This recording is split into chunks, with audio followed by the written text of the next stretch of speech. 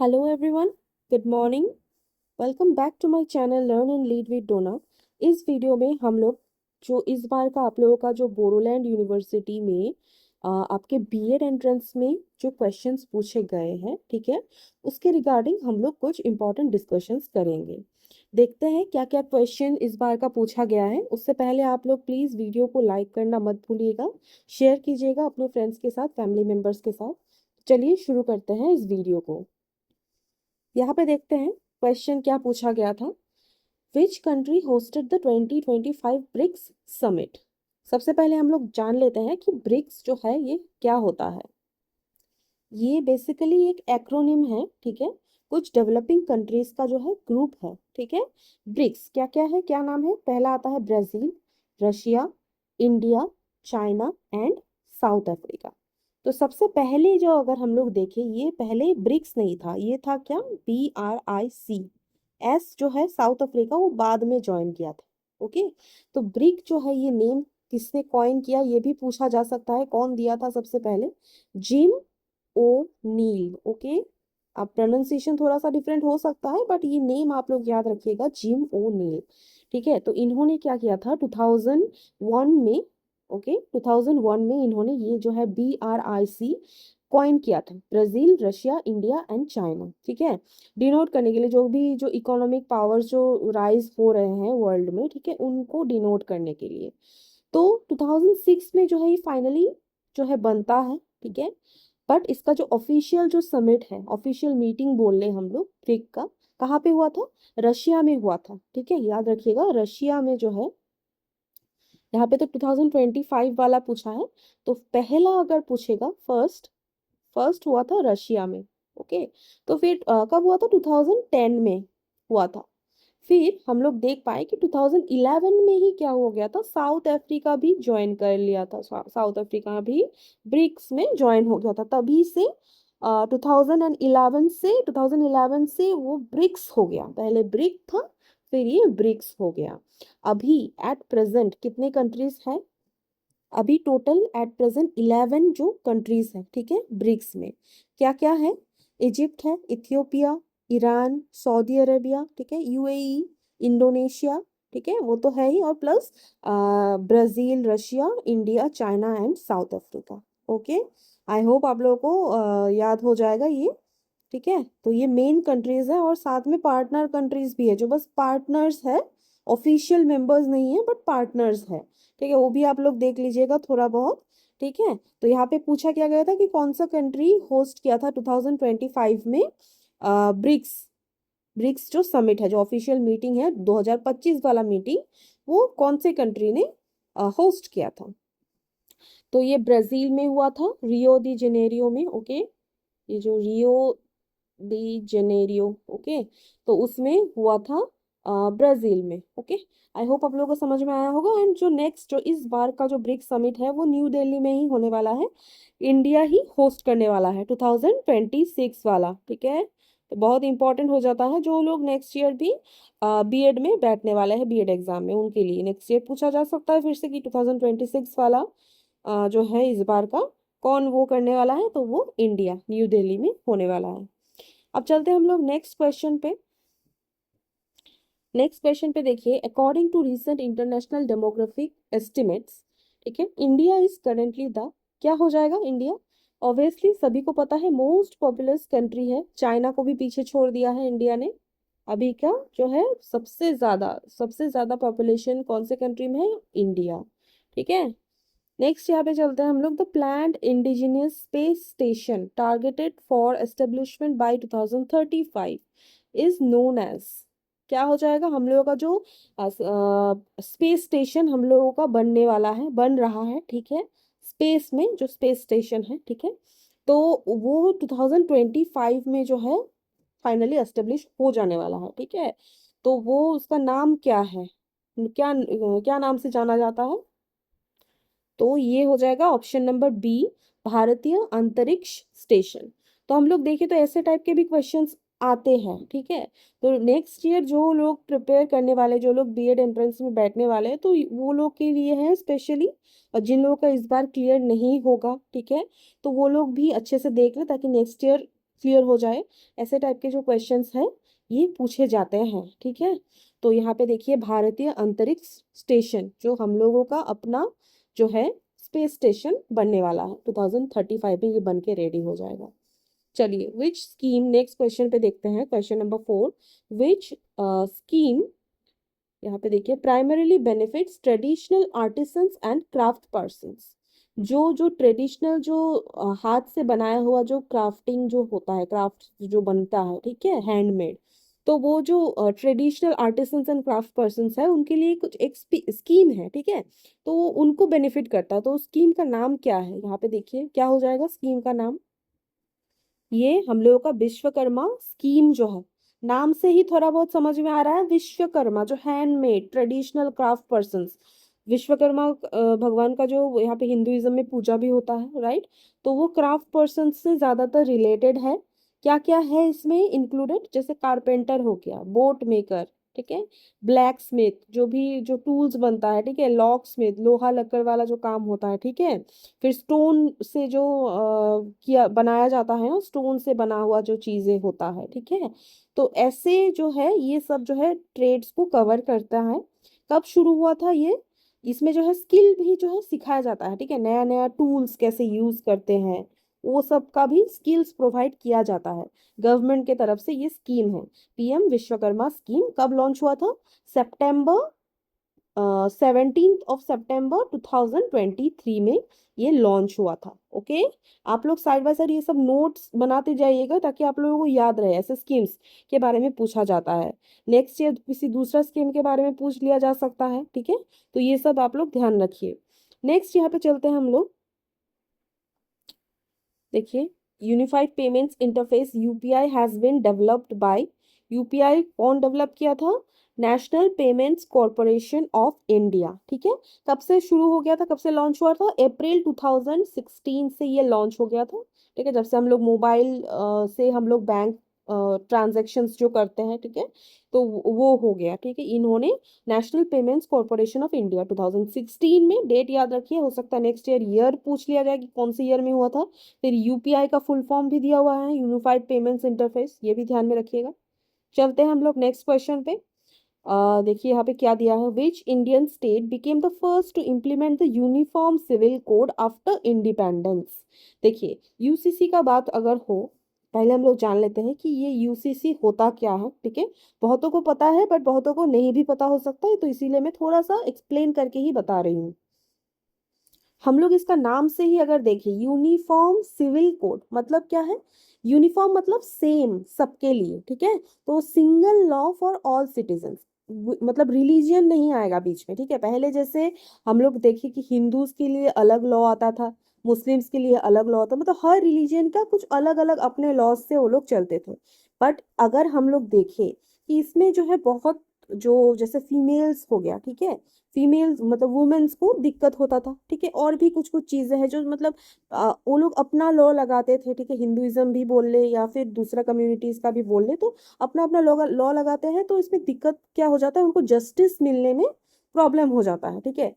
तो इसीलिए जो किया क्या किया गया है, यूनिफॉर्म सिविल कोड को लागू कर दिया गया है। ये पहले से ही था, ठीक है, हम लोग के कॉन्स्टिट्यूशन में आर्टिकल 44 में, ठीक है। आर्टिकल 44 कहाँ पे आता है, DPSP, directive principles of state policy में ये आता है। मतलब ये क्या करता है, गवर्नमेंट को गाइड करता है एक वेलफेयर स्टेट बनाने के लिए। ओके, तो uniform civil code article 44 of the Indian constitution में मेंशन है, यूसीसी, कि एक सिंगल लॉ रहेगा हर सिटीजन के लिए, ठीक है।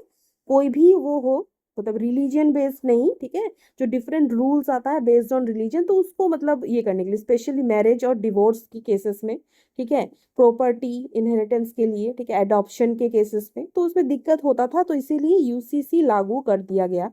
ओके, तो सबसे यहाँ पे क्या पूछा गया है कि यूसीसी जो है, यूनिफॉर्म सिविल कोड, ये सबसे पहले इंडिया में कौन सा स्टेट ने लागू किया था आफ्टर इंडिपेंडेंस, ठीक है। तो हम लोगों का हो जाएगा Uttarakhand is the correct answer, ठीक है। उत्तराखंड ने पूरी इंडिया में सबसे पहला जो ये स्टेट है इंडिया का, तो जो लागू किया था। और ये भी चीज याद रखिएगा कि ये जो है पहले से ही हम लोग के कॉन्स्टिट्यूशन में था, ऐसा नहीं है कि बाद में डाला गया। ओके, यहाँ पे इसीलिए दिया है कि आफ्टर इंडिपेंडेंस। ओके, तो जब हम लोग का कॉन्स्टिट्यूशन जो बन के आया था, ठीक है, 1950 में जो है लागू हो गया था, सबको पता है। तो उसी टाइम से जो है यूसीसी था, बट लागू नहीं हो पा रहा था क्योंकि बहुत सारा रिलीजियस लेके टेंशन था उस टाइम में भी, अभी भी है बहुत, लेकिन पहले से कम है, ठीक है। अभी बहुत लोग एजुकेटेड हो गए हैं, उस टाइम में लिटरेसी रेट बहुत ही ज़्यादा कम था, लोगों को समझ में भी नहीं आता था, रिलीजियन लेके बहुत ज़्यादा ही उस टाइम में था। ओके, तो अभी ज़्यादातर जैसे एजुकेशन मिल रहा है, सबको समझ में आ रहा है कि क्यों ज़रूरी है, यूसीसी क्यों ज़रूरी है। तो ये क्वेश्चन बहुत ही ज़्यादा इम्पोर्टेंट बन गया है, मतलब ये बहुत अच्छा क्वेश्चन भी पूछा गया है, सबको पता भी होना चाहिए यूनिफॉर्म सिविल कोड के बारे में। Okay, article 44 part 4 of the Indian constitution में है डीपीएसपी। ओके, आई होप आप सभी को समझ में आया होगा। कुछ भी कंफ्यूजन होगा तो आप लोग हमें मुझे जो है कमेंट सेक्शन में बता सकते हैं, ठीक है, कुछ भी प्रॉब्लम हुआ होगा तो। चलते हैं हम लोग अभी नेक्स्ट क्वेश्चन पे। Which international organisation publishes the world economic outlook report? Okay, तो बेसिकली ये क्या है, ये जो है एक रिपोर्ट है जो क्या बताता है, एक्सपर्ट एनालिसिस करके बताता है, फोरकास्ट करता है क्या, क्योंकि मतलब जो ग्रोथ जो है, ठीक है, इकोनॉमिक लेवल पे, मतलब इमर्जिंग डेवलपिंग कंट्रीज के लिए स्पेशली है कि कहाँ पे क्या है, पॉलिसीज क्या है, ठीक है, ग्लोबल ग्रोथ कैसे हो रहा है, वो एनालाइज करके, एक्सपर्ट एनालाइज करके ये जो है पब्लिश कर देता है। साल में 2 बार पब्लिश होता है, ठीक है, अप्रैल में और अक्टूबर के अराउंड, ठीक है, पब्लिश होता है। और कौन पब्लिश करता है यहाँ पे हम लोग देखिए तो इंटरनेशनल मॉनेटरी फंड जो है वो पब्लिश करता है, आईएमएफ, ठीक है। आईएमएफ ये पब्लिश करता है हर साल 2 बार। क्यों पब्लिश करता है वो भी मैंने आपको बताया है। जो डेवलपिंग कंट्रीज है वो लोग को उसको, मतलब डेवलपिंग कंट्रीज जैसे इंडिया भी एक डेवलपिंग कंट्रीज है, फुल्ली डेवलप नहीं है बट डेवलप होने वाला है, ठीक है, डेवलपिंग कंट्रीज इसीलिए बोलते हैं हम लोग। तो उनके लिए है कि वो लोग समझ पाए, ग्लोबल ट्रेंड्स को समझ पाए, ठीक है, इकोनॉमिक ग्रोथ कैसे हो रहा है, फोरकास्ट, ठीक है, जो एक्सपर्ट्स सब जो है वो एनालाइज करके वो यहाँ पे पब्लिश करते हैं कि कौन सा क्या आगे बढ़ रहा है, क्या कमी हो रहा है, ठीक है। तो ऐसे, तो अगर हम लोग यहाँ पे देखें कि कुछ ऑप्शंस में, यहाँ पे देखिए वर्ल्ड बैंक है, इंटरनेशनल मॉनेटरी फंड जैसे ये पब्लिश करता है, बट ये सब के बारे में भी पूछा जा सकता है कि ये सब जो है क्या क्या पब्लिश करता है, जैसे ये क्वेश्चन पूछ लिया गया तो नेक्स्ट ईयर हो सकता है दूसरा क्वेश्चन ऐसे इसी में से कुछ पूछ लिया जाए, ऐसे ही क्वेश्चंस आते हैं, ठीक है। तो हम लोग ऐसे इसको इग्नोर नहीं कर सकते, कैसे करके जो है आप लोग देखिए, एक चीज मैं आप लोगों को बता दे रही हूँ, पीवाईक्यूज जब आप लोग देखते हो, ठीक है, तो ज्यादातर लोग क्या करते हैं कि ऐसे ही क्वेश्चंस को देख के मूव कर जाते हैं नेक्स्ट क्वेश्चन पे। बट हम लोग अगर देखें ऑप्शंस में ही, ठीक है, या फिर इसी क्वेश्चन से दूसरा क्वेश्चन भी बन सकता है, ये चीज हम लोग इग्नोर कर देते हैं, ठीक है। तो ये बहुत जरूरी होता है कि हम लोग ऑप्शंस को भी अच्छे से देखें। देखिए यहाँ पे अगर हम लोग देखें, इंटरनेशनल मॉनेटरी फंड कब एस्टेब्लिश हुआ था, 1945 में एस्टेब्लिश हुआ था। वर्ल्ड बैंक भी अगर हम लोग देखें वो भी 1945 में ही एस्टेब्लिश हो गया था। वर्ल्ड ट्रेड ऑर्गेनाइजेशन भी जो है वो कब हुआ था, वो 1995 में एस्टेब्लिश हुआ था, ठीक है, थोड़ा बाद में, बट 1945 से आप लोग याद रखिए वर्ल्ड बैंक एंड जो आईएमएफ है, ठीक है, वो एस्टेब्लिश हुआ था। फिर और एक यहाँ पे है organisation for economic cooperation and development, ये जो है यूरोप को जो है मतलब डेवलप करने के लिए, ओके, मतलब वर्ल्ड वॉर 2 के बाद में, ठीक है, जब वर्ल्ड वॉर 2 हुआ था, आफ्टर वर्ल्ड वॉर 2 यूरोप को रिबिल्ड करने के लिए ये ऑर्गेनाइजेशन को डेवलप किया गया था 1961 के अराउंड, ओके। तो बाकी 3 जो है ये सब ये याद रखिएगा, और ये भी याद रखिएगा कि ये मेनली यूरोप से रिलेटेड है, ठीक है। तो यहाँ पे देख लेते हैं, यहाँ पे हम लोग देखें कि अगर वर्ल्ड बैंक एंड जो है इंटरनेशनल मॉनेटरी फंड को अगर देखें तो ये दोनों ही जो है यूएनओ का ही पार्ट है, ठीक है, यूनाइटेड नेशंस ऑर्गेनाइजेशन का ही पार्ट है, उसके अंडर काम करता है। बट वर्ल्ड ट्रेड ऑर्गेनाइजेशन जो है ये एक इंडिपेंडेंट ऑर्गेनाइजेशन, ठीक है। ये ट्रेडिंग जो होता है, ठीक है, एक दूसरे कंट्रीज के साथ जो ट्रेडिंग्स जो होता है, ट्रेडिंग्स का मतलब जैसे सामान लेना, ठीक है, सामान देना, ठीक है, वो उसको बोलते हैं ट्रेडिंग। तो वो ट्रेडिंग को जो है अच्छे से ट्रेडिंग हो पाए कि कुछ रूल्स रेगुलेशंस को फॉलो करे, ठीक है, तो वो उसके रिगार्डिंग है डब्ल्यूटीओ, ठीक है। मॉनेटरी फंड किसके रिगार्डिंग है, किसके लिए वो करता है, यहाँ पे मैंने आपको बताया कि फाइनेंशियल जो है स्टेबिलिटी को मेंटेन करने के लिए, एंड वर्ल्ड बैंक जो है वो डेवलपमेंट करने के लिए, ठीक है, जैसे पोवर्टी रिडक्शन करने के लिए, ठीक है, बैंक जो लोन प्रोवाइड करता है, ठीक है, ये वर्ल्ड बैंक ही लोन प्रोवाइड करता है कंट्रीज को जब सिचुएशन जब खराब होता है, ठीक है।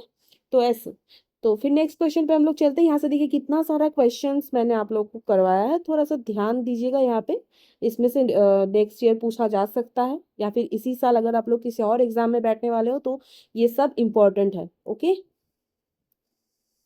रूपी इज इशूड बाय कौन? रूपी जो है इंडियन करेंसी है, रूपी। ओके, साइन क्या है रूपी का? ऐसा कुछ है। ओके, तो रूपी जो है इसको कौन इशू करता है? हम लोगों का रिजर्व बैंक ऑफ इंडिया, ठीक है। रिजर्व बैंक ऑफ इंडिया जो है इसका एस्टेब्लिशमेंट कब हुआ था? 1 अप्रैल 1935 को, ठीक है, 1935 under reserve bank of India act, ठीक है, 1934। ये याद रखिएगा, बहुत इंपॉर्टेंट है। कौन से एक्ट के एक्ट से बनाया गया है? यहाँ पे देखिए, reserve bank of India, RBI act 1934 में एक एक्ट पास किया गया था, ठीक है, मतलब एक लॉ बनाया गया था, बिल पास करके इसको एक्ट बनाया गया। ओके, तो फिर जो है ये आरबीआई को फॉर्म किया गया, एस्टेब्लिश कर दिया गया 1935 में। ओके, तो सबसे पहला ऑप्शन यहाँ पे देखिए, national informatics centre, NIC. NIC जो है बनाया कब गया था, एस्टेब्लिश कब किया गया था? अराउंड नहीं, 1976 में ही जो है एस्टेब्लिश कर दिया गया था। क्यों? क्योंकि जो है ई गवर्नेंस, ठीक है, मतलब जो है इलेक्ट्रॉनिक जो गवर्नेंस है, मतलब क्या बोलते हैं उसको, इंटरनेट को यूज करके जो है ऑनलाइन जो भी गवर्नेंस का मतलब जो भी वो होता है, ठीक है, अभी ज्यादातर तो ऑनलाइन हो गया है, तो बट उस टाइम में ये शुरू हो गया था, ठीक है। इंडिया में जो है नेशन वाइड आईसीटी नेटवर्क को जो है ये मैनेज करता है, ठीक है। तो इसका काम वो है नेशनल इंफॉर्मेटिक्स सेंटर का। फिर अगर आरबीआई के बारे में हम लोग को पता है, फिर यहाँ पे सी नंबर देखिए, unique identification authority of India, अगर हम लोग देखें, ठीक है, यूआईडीएआई, तो ये एस्टेब्लिश कब हुआ था? ये जो है हम लोगों का एस्टेब्लिश हो गया था 2009 में, ठीक है, जनवरी 2009 में।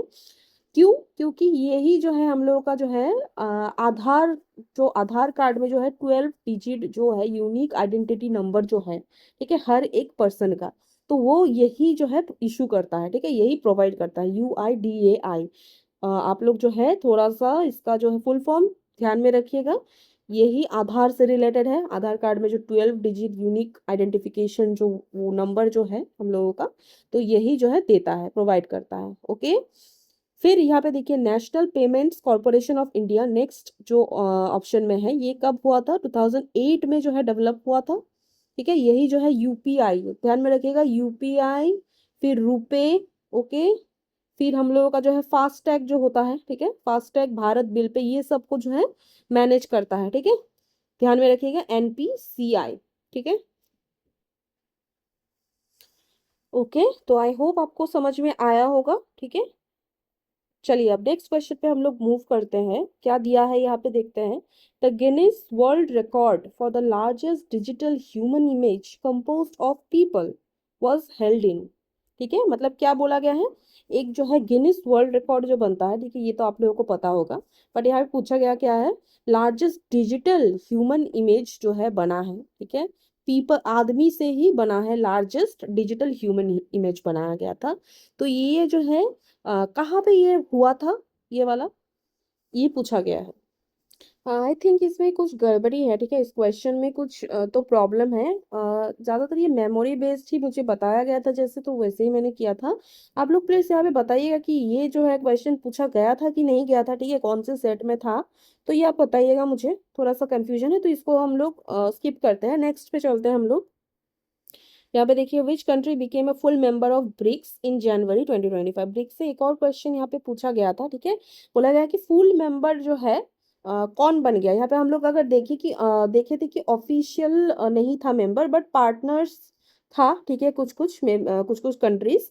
तो टोटल ऑफिशियल जो है अगर मेंबर्स हम लोग देखें तो अभी एट प्रेजेंट 11 मेंबर्स हो गए हैं। मैंने जैसे आपको एक क्वेश्चन हम लोगों ने डिस्कस किया था ब्रिक्स वाला, तो उसमें हम लोगों ने देखा था 11 कंट्रीज। तो यहाँ पे बोला था फुल मेंबर ब्रिक्स का जनवरी 2025 में इनमें से कौन सा कंट्री ने बन गया था? तो Indonesia is the correct answer. पहले ये जो है बस एक पार्टनर था, ठीक है, फिर जनवरी 2025 में ही ये फुल मेंबर बन गया है ब्रिक्स का।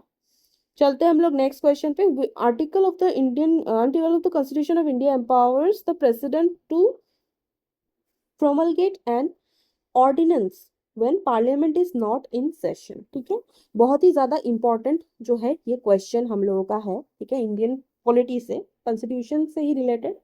बोला क्या गया है कि कौन सा जो है आर्टिकल जो है इनमें से प्रेसिडेंट ऑफ इंडिया को जो है वो एम्पावर देता है, मतलब पावर देता है कि जो पार्लियामेंट जब सेशन में ना हो, ठीक है, तो ऑर्डिनेंस के द्वारा, ठीक है, ऑर्डिनेंस एक वो होता है, ऑर्डिनेंस के द्वारा जो है प्रेसिडेंट जो है डायरेक्टली जो है अनाउंस कर दे सकता है कोई लॉ और कोई न्यू सिस्टम, ठीक है, कोई न्यू लॉ और सिस्टम, ठीक है, जब पार्लियामेंट सेशन में ना हो।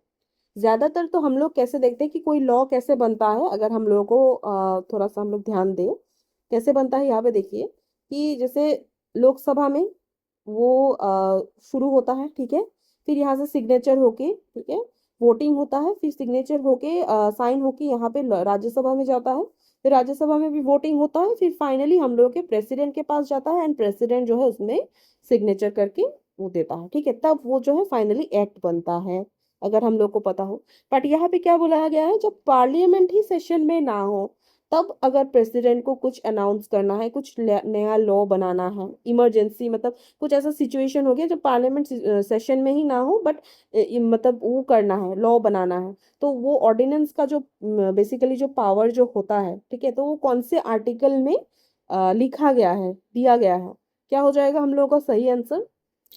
तो यहाँ पे देखिए article 123 of the Indian constitution में ये क्लियरली मेंशन है, ठीक है, कि प्रेसिडेंट के पास जो है ये ऑर्डिनेंस जारी करने का जो ये पावर है, जब, और ये तभी कर सकते हैं प्रेसिडेंट जब दोनों ही हाउस, ठीक है, बोथ लोकसभा, ठीक है, एंड राज्यसभा जो है सेशन में ना हो, ठीक है, बट जैसे ही जिस दिन उस दिन तो मतलब कर दिए, ठीक है, सपोज प्रेसिडेंट कर दिए कोई इमरजेंसी के टाइम में, ओके, जो है अर्जेंट कुछ एक्शन लेना है उस टाइम में कर सकते हैं, बट विद इन 6 जो है विद इन 6 वीक्स, ठीक है, पार्लियामेंट में जो है ये वो करना पड़ेगा, ठीक है, नहीं तो ये वर्क करना, जो भी लॉ प्रेसिडेंट ने बनाया है वो वर्क करना स्टॉप कर देगा, मतलब 6 वीक्स के अंदर पार्लियामेंट में ये वो करना है, ठीक है, अप्रूव करना है पार्लियामेंट, ओके, और ये प्रेसिडेंट जो है कभी भी विड्रॉ कर ले सकता है, क्योंकि प्रेसिडेंट ने ऑर्डिनेंस के द्वारा किया है तो प्रेसिडेंट कभी भी विड्रॉ कर सकते हैं, ओके। और 6 वीक्स जो है टाइम आप लोग याद रखिएगा कि जब भी, यहाँ पे मैं फिर से अच्छे से बता दे रही हूँ, बहुत ही इंपॉर्टेंट क्वेश्चन है, विद इन 6 वीक्स जो है पार्लियामेंट में, ओके, अप्रूव करना होगा, जब से प्रेसिडेंट ने, ओके, प्रेसिडेंट ने ये ऑर्डिनेंस के द्वारा अनाउंस कर दिया है, ठीक है, उसी से विद इन 6 वीक्स पार्लियामेंट इसको अप्रूव करना होगा, नहीं तो ये वर्क करना ही बंद कर देगा, मतलब ये मतलब लॉ नहीं रहेगा, ठीक है, ये हट जाएगा, ओके। तो हम लोगों ने इस वीडियो में टोटल 11 क्वेश्चंस को अभी तक में डिस्कस किया है, ठीक है, मैं और भी क्वेश्चंस लेके आऊंगी जो भी पूछा गया है इस बार का आपके बीएड एंट्रेंस में, और मैंने एक वीडियो भी आप लोगों को शेयर किया था आप लोगों के साथ कि आप लोगों का जो है कॉम्पोजिट जो स्कोर बनता है, ठीक है, कॉम्पोजिट स्कोर कितना बन रहा है, तो उसी हिसाब से आप लोगों का आएगा। 40% जो है आपके ग्रेजुएशन के जो आपके सीजीपीए से लिया जाएगा, सीजीपीए से 40% लिया जाएगा, एंड जो आपका जो एंट्रेंस में जितना मार्क्स आता है, ठीक है, उसी उससे 60% जो है आपका लिया जाएगा, तो दोनों को ऐड करके ही आपका टोटल कॉम्पोजिट स्कोर बनेगा, उसी से आपका मेरिट लिस्ट में आएगा नाम, ठीक है। तो जल्दी से जल्दी मुझे ये भी करके भी बताइएगा, और इस वीडियो में अगर कुछ इश्यू आप लोगों को लगा हो, ठीक है, कुछ क्वेश्चन में कंफ्यूजन हुआ हो तो मुझे कमेंट सेक्शन में जरूर बताइएगा। मिलते हैं हम लोग नेक्स्ट वीडियो में, बाकी के क्वेश्चंस भी उसमें डिस्कस करेंगे। तब तक इस वीडियो को अच्छे से आप लोग देख लीजिएगा, रिवाइज कर लीजिएगा, और वीडियो को लाइक करना मत भूलिएगा, सब्सक्राइब भी कर लीजिएगा लर्न एंड लीड विद डोना को।